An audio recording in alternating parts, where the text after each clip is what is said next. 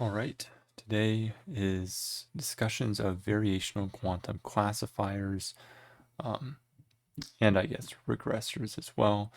I know last time I said I would be back with paper replications, but I kind of got carried away in other things, and a lot of the papers that I want to implement are some optimization papers or like looking into how to optimize quantum circuits. So I wanted to create a benchmark that I would sort of compare to. I have the VQE already coded, but having more examples of classical data would be nice. And so I'll probably do a quick QAOA video as well. And then just to have those benchmarks of common problems to not only implement existing papers and stuff on, but also for my own work. And so yeah, this is almost like a continuation of the early discussions I made talking about single qubit binary classifications and XOR problems. This is sort of just a more complex version. So there's going to be three problems we're talking about today, and increasing sort of difficulty. Maybe, I don't know if that's the best way of describing it. First we have, these are all generated using sklearn. That's how they say it.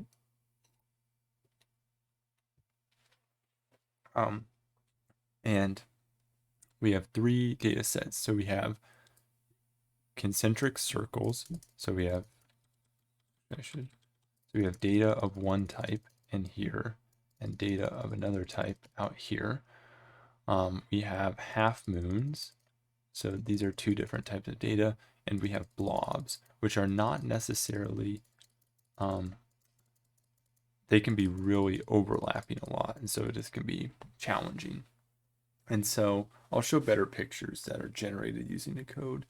And you might be saying, hey, wait a minute. This moon one, I remember having to do a lot of work with this one in my machine learning class that I took at university. And you might be saying, hey, this doesn't seem very useful, You can solve these with like trivial, support vector machines, simple neural networks, etc. But these are pretty standard tasks actually in quantum papers. And the only two I could find, I know I've seen it in a lot of places, the only two examples I could find, just in the 2 minutes before this were, and I'll link these both below, that use this sort of similar or exactly the same as these sort of circle and blob styles, basically the same as sklearn stuff, is the data re-uploading for a universal quantum classifier, and the paper characterizing the lost landscape of variational quantum circuits. Both of those have examples that are pretty similar to that. And so, yeah, I don't want to spend too long looking for them, but you'll probably see them in a lot of other places as well. So yeah, back to this. So now, here, let me just generate actually real quick the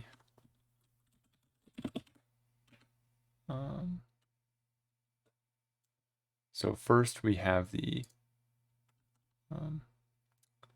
moon data set. Oh, gotta share my screen.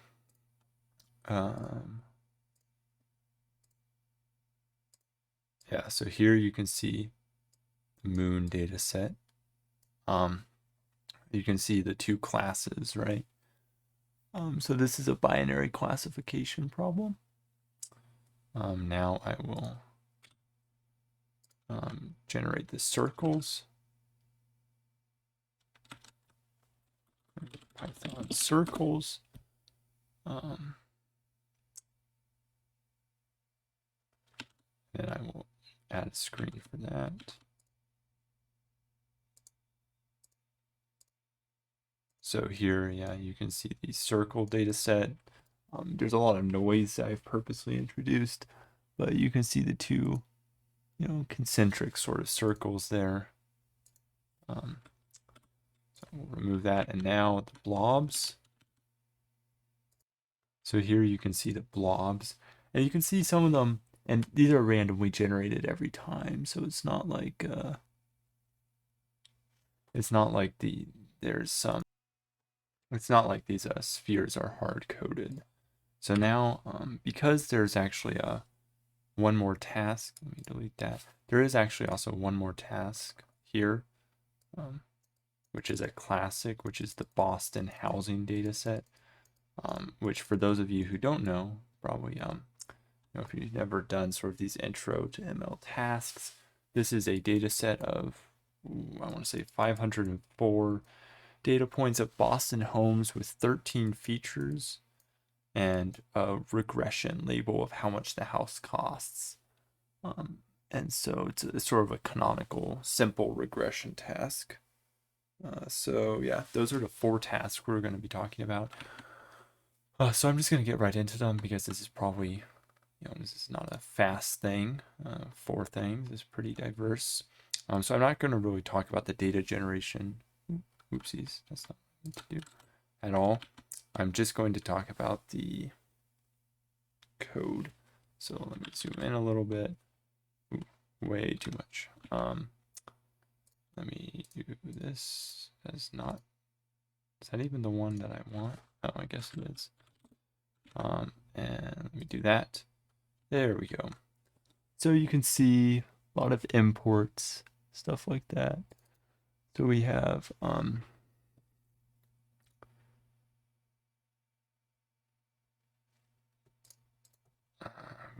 the standard imports and a lot of sklearn stuff for the generating the data.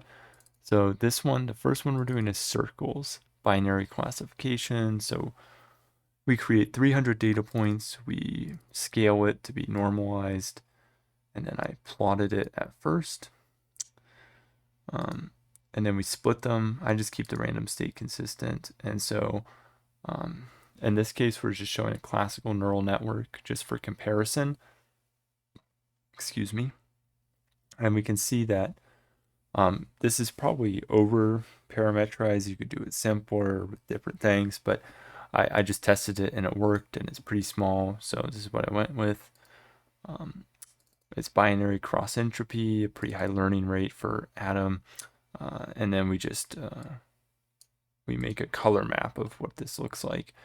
And yeah, so I'm not really going to talk about the neural network stuff too much. Just, if you know it, you know it. If you don't know it, then it's just, just think about it as the classical version. So getting into the quantum stuff, we have here, this one and the moons one are both just 2 qubits. So really small examples. And so because the data points are only 2, right, there's an X and a Y coordinate, that's it. So we only need 2 qubits for that information. Theoretically, we don't even need 2, but I just did 2 for whatever reason. And so the first thing we do is we create the 2 qubits. We set the depth of the quantum circuit here. We do the X split for the train test split for the quantum, which is done in this encode function. So first we split the data according to this sklearn function, and then we convert the data. And so we convert the data, and this is also converting it into the quantum information. We go through all the data and we convert each one into a circuit. And we do this by rotating, let me go back to this. So the encoder for this one is Rx, it's like Rx, Rz, each one of these by pi times I, where I is the normalized in 0, 1. And so that's the encoding circuit for all of them. Now let me go back, turn on my DPI, perfect. And so that's how we encode. I shouldn't say for all of them. There's only 2 qubits. So we convert that into, we use a TFQ, convert to tensor to convert all that data into a tensor. And then we have our data already. Now we just have to make the model circuit. So the idea is simple, right? It's just simple layers. That's all there is to this. So we create the circuit. We know the number of parameters is, there's 2 parameters per qubit, and there's 2 qubits, so it's depth times 4. We create that number of symbols, and then we create those layers. And so the layers are simple. They're a simple C0 gate followed by RYRZs on each of the 2 qubits, and we repeat that however many times. So really simple circuit, probably even simpler than the XOR circuit. And then we read out on the first, the 0 index, which is the first, there's no 0th, I guess, if you will, qubit, and then which is going to give us a number between 0 and 1, or sorry, -1 and 1, because it's the eigenvalues. So we're reading out an expectation value. So remember, we have the standard inputs, which is the data type string. Here I have a commented out layer that uses the parameter shift differentiator, but because I want to go through this quickly, I'm using the adjoint differentiator, which is not realistic for real quantum hardware, but I'm able to use this in simulations and stuff because of my, because it's on a computer, I can do this. And so you would get similar, I did test these with similar results with parameter shift. It's just that it's so much slower because adjoint is basically using classical back propagation. It's a very similar method of differentiation, which is very fast compared to parameter shift, which requires 2p, or twice the number of parameters of forward passes to calculate a single gradient step, whereas this only requires 1 forward pass, like back propagation. And so that's why I'm using it. But I leave this in here in case you guys want to experiment with it. So then we create the model, we compile it with binary cross entropy, and it's from logits because we're not, we don't do a sigmoid function on this layer. We use the atom optimizer, and we have early stopping. We have early stopping for both of these, actually. Just monitoring the validation loss. And then we fit it using 100 epochs, a batch size of 32. And all of this stuff is the exact same as the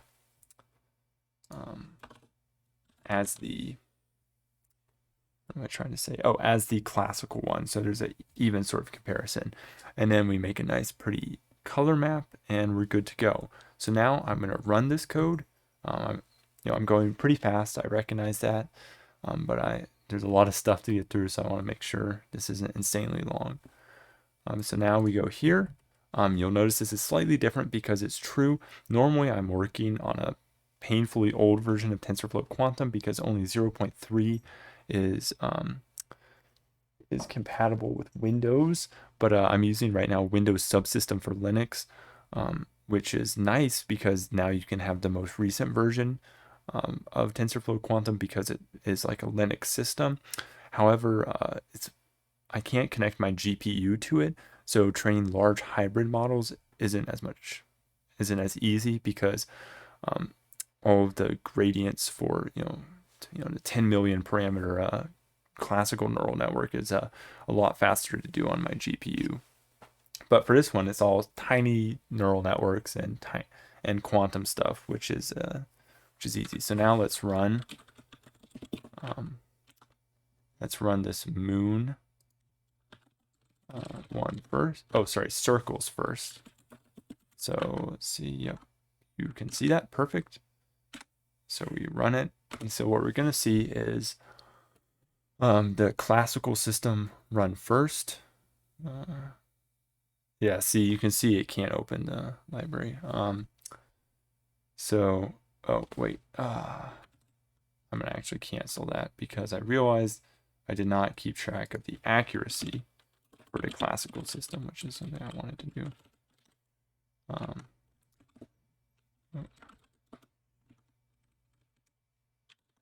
There we go. All right.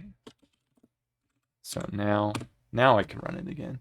And you can see the neural network hopefully should achieve, okay, well, it didn't achieve that good accuracy that time. You can see in this case, we're actually getting better accuracy with the quantum variational circuit. Of course, I'm not trying to claim a quantum advantage here.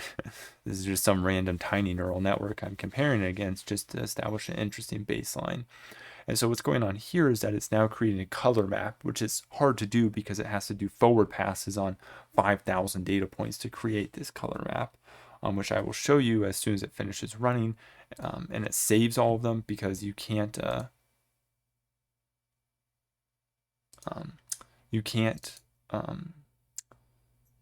print things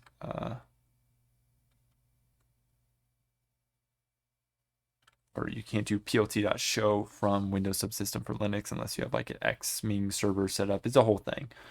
So anyway, let me just add this so you can see this Windows capture photos.exe.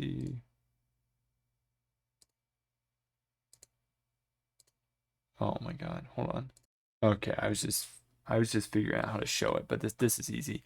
So you can see the classical one. There's clearly something, maybe training for longer would help. There's some non-linearity problems going on, and I want to say this is just a example. You could run it again and get better results. I did get good results earlier, so I don't know what's going on with this run, but here you can see this is the quantum variational circuit, and it's doing pretty good. That's a pretty solid, what was the accuracy at?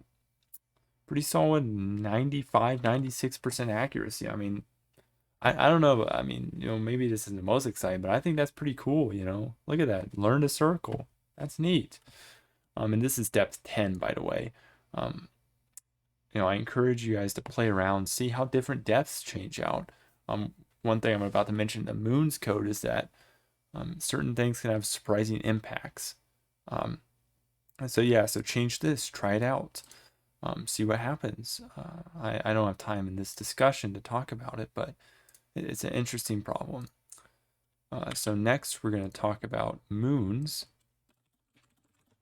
Once again, 300 data points, normalized data. I'm not talking about the classical neural network. I do want to make sure that I keep track of the accuracy though. Now we have the quantum neural network. Oh no, I do not like calling it that. The quantum variational circuit. The encoding strategy is the same. I think, yeah, RX, RZs on each of the 2 qubits. So once again, it's a 2-qubit system because it's X and Y. However, this one is different. The layers are exactly the same. So literally convert data, encode, layer, Control-C, Control-V. Model circuit, actually, all of these I just copied and pasted. These are exactly the same. The only difference with this one is that the readout operators are done 0 and 1. So we read out on each of the qubits, and then we do sparse categorical cross entropy. So this is basically doing a softmax over 2 values rather than a sigmoid over 1 value. And it results in the same fundamental concept. It's a classification problem. But interestingly, if I only read out on the first value and did binary cross entropy, it didn't work, or it didn't work very well. But if I did this, it worked really well. And so here's an example of something weird. There could have been some implementation bug, but in general, I found that sparse categorical cross entropy worked better, even though the binary cross entropy worked fine for the circles. But either way, that is literally the only difference between these codes is the readout operators and also the loss function. Everything else is exactly the same. It's set up the same. The layers are the same. One thing I do want to do here is print the circuit just so you can see. I don't know if it's going to be very pretty. Let's now go to this. So we'll do Python moon. So hopefully the classical neural network will do a little better. Oh, and of course we just had some problem.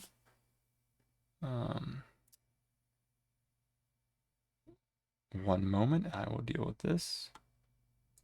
Okay, I found the bug. The problem was trivial. Actually, I repeated moon data twice here. This was moon data as well. And so fixing that, easy result. We can run this again now, and we will see, hopefully, a successful neural network. Run it, and then the quantum variational circuit. So yes, here we can see, yeah, this is good. 80s to 90s accuracy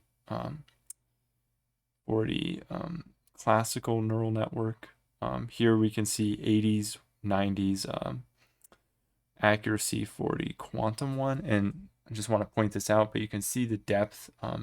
It does wrap around here, but you can see the depth of the circuit here and how it works.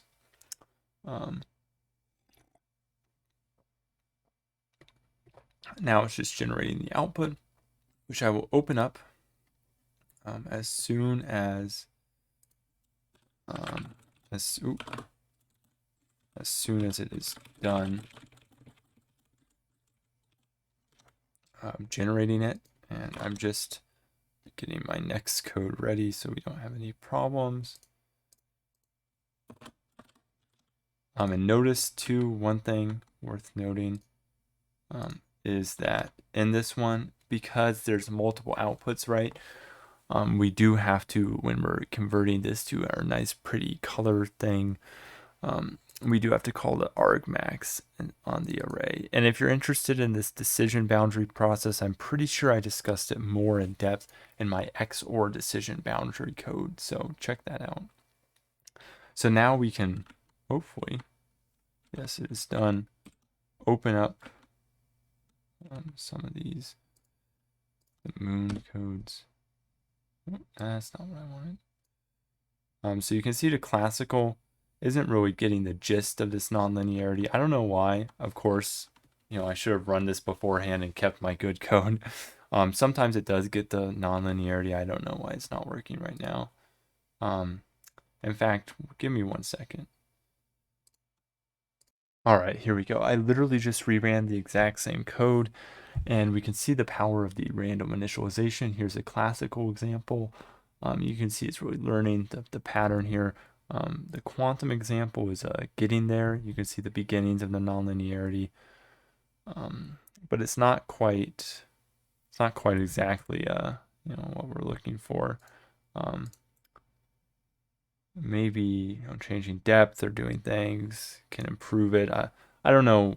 This is one of those things where it really is random initialization matters, because sometimes I got pretty similar ideas to this with the quantum, and so maybe I will run it once more just to see. All right, I ran it again, but it seemed pretty comparable, so I'm just going to move on. I encourage you to experiment with that more. So now we have the blob data, which is 7 blobs, 1,000 data points. So this one's bigger. Classical setup, same. And once again, I want you to note that batch size and epochs, 132, are both the same. And then now this one's slightly different. So the blob is once again only 2 inputs, right? It's x comma y. There's 2 values for inputs, but there's 7 outputs. So the way I decided to set this up was I was going to have 7 qubits, one representing each output, and on each qubit I would encode the 2 data points rotating Rx, Ry. So basically every single qubit is given a data point, or the same data point. So it's kind of like a similar idea to data re-uploading, but instead of repeating the layers, you're repeating in the qubits. I don't know if this actually is an interesting idea, because I saw a massive boost in performance when I did this. But it's just an idea, and it works. So we can see here in the convert data, this encode is the same function, but in the convert data, we can see that I do Rx of the first data times pi, of course, on a qubit, and I do Ry of the second data on a qubit, and we go through all the qubits and do this. And so we have 7 qubits here, depth 3. The model circuit is the same. It's slightly different code just because it's no longer 2 qubits.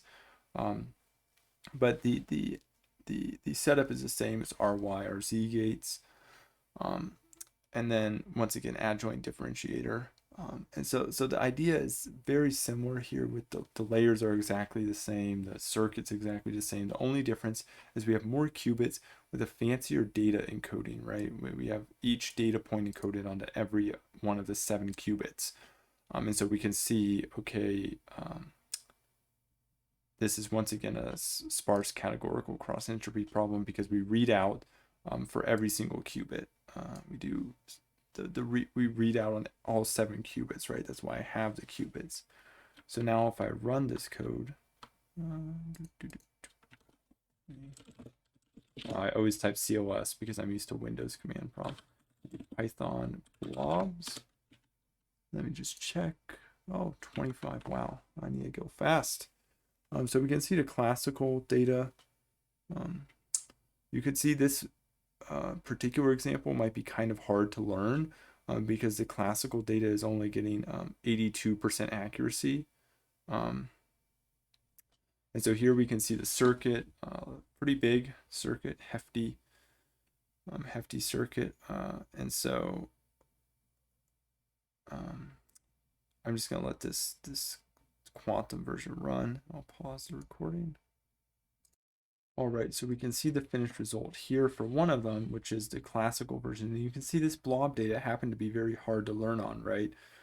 These 3 categories here are very separable, but these 2 are very close, very overlapping, and the blue and the yellow are almost exactly on top of each other. And so this is a very challenging data set to work with.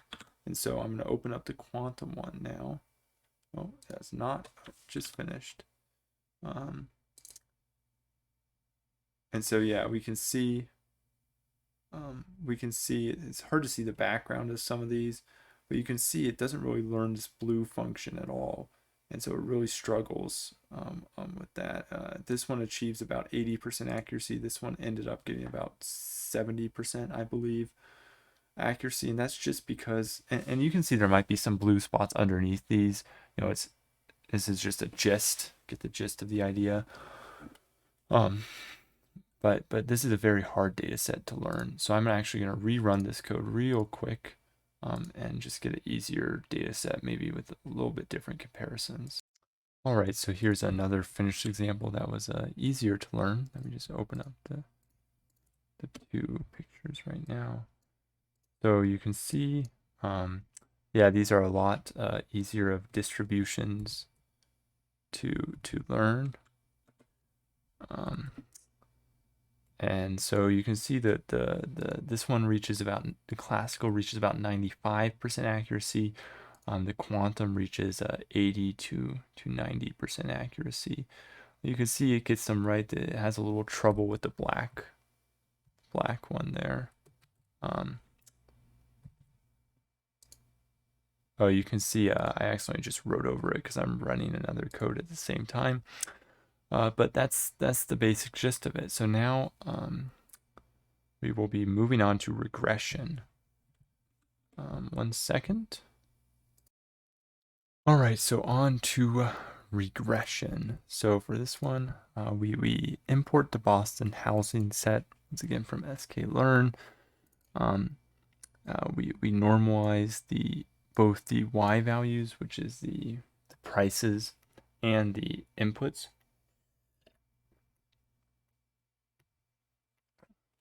Notice as my this was actually, this exact problem basically was a question on one of my homeworks in machine learning.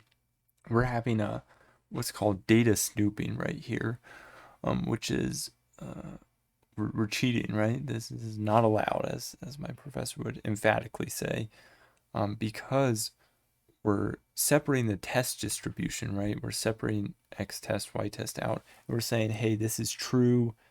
We're trying to evaluate out of distribution. Well, not out of distribution, out of set learning, right? Same distribution, but we're not supposed to know anything about it, right? Well, the problem is we do know things about it because we're including it in our scaling factor. If we really wanted to do this properly, we would scale the training data according to this. So we do min-max scalar.fit transform of training data, but then we would also use the same type of or the same numerical transform for the testing. So like the min and max here, one of these could be the test value, in which case we're having snooping and normalizing it, not the best, the optimal way to evaluate our regression calculations. But anyway, that's not actually the end of the world in this case. So we have our classical neural network. This time we use mean squared error because it's a regression problem. We have atom optimizer again. Same sort of setup. And then for the quantum one, this one is our biggest one yet. We have 13 qubits. And the reason for this is because I decided we have 13 inputs. So I'll just encode each input into 1 qubit. And so that's exactly what we do here. For each qubit, we encode 1 data point using the Rx, Ry, just like before. The encode function, layer, and model circuits are exactly the same, Ry, Rz plus C naughts. And then we only measure the first qubit as an estimate of the regression value. And then we'll plot the loss over time. And so we can see when I run this code,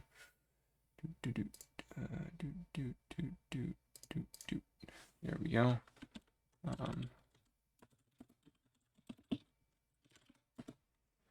We'll see the mean squared error of the neural network go down very small, very quickly.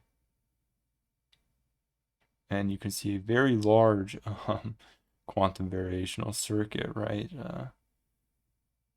You can see a lot of parameters because it's 13 qubits, step 3. And so I'll just let this run. We don't need to sit here and watch it. Okay, so that is, this is the result, right? And so we see that the quantum version learns maybe not as well as the classical version, but it certainly gets pretty good error. And you notice it's actually still decreasing. It didn't hit a validation callback for a non-decreasing validation loss, but it was still decreasing at the very end. So maybe you should let it go even longer. So that's pretty much it. I know I went through this stuff quickly. Well, not that quickly, I guess. It's been 33 minutes. But quick enough that, I didn't go super in depth. I could have gone maybe 30 minutes about any one of these 4 problems. But the main purpose of this was twofold. Threefold. So one, we got, further knowledge of TensorFlow-Quantum and classical data, right? And so, but there's 2 main ones. One is that it will serve as a stepping stone. Right now we have a lot of benchmarks that we can run other optimization routines on for that optimize these quantum circuits. And so this will, this enables me to go forward without having to hand wave what all of this stuff is. And I did, explain what all of this is. I'm sort of building, right? I don't really want to say all these are self-contained, because I really do assume some level of background knowledge. Maybe just watching all previous videos, you should be able to understand this. But if you're just brand new to TensorFlow-Quantum, I wouldn't expect you to understand this. So I should probably actually start clarifying that this is a cumulative process. It's not jump right into any one of them with no knowledge. And third is that I want people to play around with the code, right? I picked arbitrary depths. I picked arbitrary learning rates. I experimented, some of them work, some of them didn't. Like, just try things out. This is the basis of research, right? If you're like, hey, wait a minute, softmax classifiers work and sigmoids don't for quantum, there's probably a mathematical reason why. You prove that, boom, boom, boom, that's research. You're already published, right? And so this is the basis of like that's a lot of what of research in this field is just playing around, because you can run this stuff locally. I ran it on my desktop computer, or my laptop actually.